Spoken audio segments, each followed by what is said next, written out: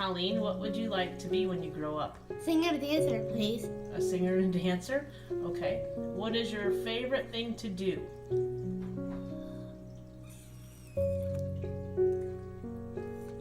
I want to see Beauty and the Beast. You like to go see Beauty and the Beast movies? What's your favorite thing in life? What do you really love to go visit or do? My family.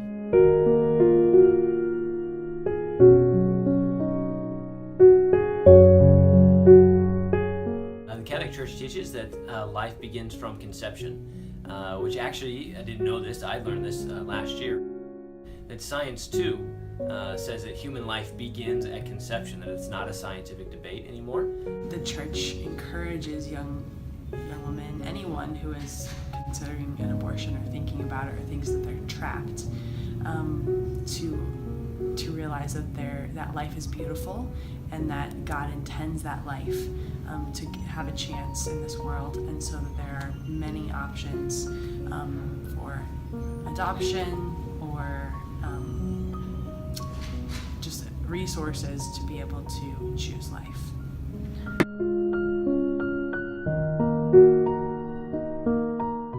Every child deserves the right to life because every child is made in the image and likeness of God. Some ways abortion, the best way that abortion is prevented is that when all of us here, a couple of things. One, when we speak about the dignity of the human person, every single human person. I would advise that person to first probably have an ultrasound.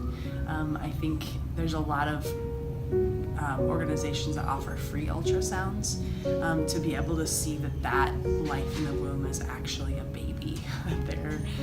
It's incredible. It's a miracle that we're even able to carry life within ourselves. So I think first and foremost, I would actually encourage them to be able to just see what's going on within their own body, that there's a miraculous life within them.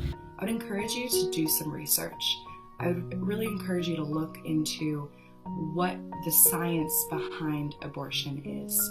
I think a lot of times we don't know necessarily what the abortion procedure actually does.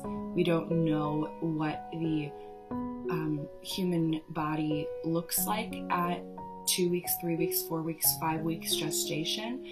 And so we hear from the media or from pro-choice supporters that it's just a clump of cells. It's not a big deal. The woman can move on. She can have a better life. All of those things. And so I'd really encourage you to look into what does the science actually say? When does human life actually begin? 2, anything we can do to help families understand that there's a need, there's great life that comes from families. A lot of times people considering an abortion come from a broken home and a tough situation. That's why they're considering it. Poverty, anything we can do to help eliminate poverty. So there's really a lot, because the discussion on abortion is much more than just a one-time choice. There's a lot there. So there's a whole lot that we can do to kind of help. But the biggest thing is to just honor life in all of its forms, from conception to natural death. You never know what that person might become. And I think it's really important to remember that and keep that in perspective. And now it's very difficult when you're in a tragic situation or you're in a crisis mode to think that far beyond your current circumstance. And so it takes a lot of conversation, a lot of discussion and problem solving to make sure that that woman, whatever her circumstance is, can walk through that circumstance and choose life, but be supported through that. A human being who is going to have an eternal impact on the world. They could be the next Albert Einstein. They could be the next president of the United States. They could be the person who finds a cure to cancer, or all these other things. Every life has potential.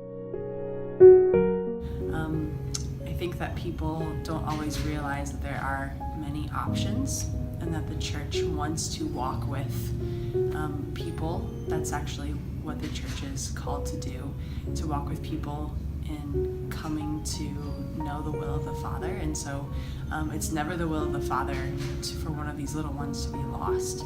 That's what it says in Scripture. Life begins at conception, and because there's life, the Catholic Church, in accordance with divine Scripture, God Himself says, "You've been made in my likeness and in my image," which means that human baby from conception has a unique character, personality, is a person, and is sacred because they're made in the image and likeness of God. And then my second recommendation would be to find out why you are pro-life. Find out what your internal motivation is. What I mean by that is we each have a story. Each of our lives are different. Our lives have been touched by people in many different ways. And so my story is going to be different than your story. But the reason that I'm pro-life is going to be different than the reason that you're pro-life. And there has to be something that's much deeper internally inside of us that goes beyond religion or goes beyond science or logic or laws, but the reasons why we really feel that human life is valuable, and why humans of all shapes and sizes and ages should deserve that right to life.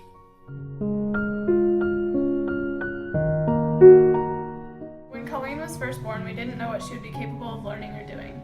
In fact, we were more worried about her surviving 2 open heart surgeries in the first year of her life. When we saw that she just learned at a slower pace than other children, we were actually optimistic, and we started with early intervention when she was 10 weeks old. Every milestone is much more joyful because we know how hard she worked to get there.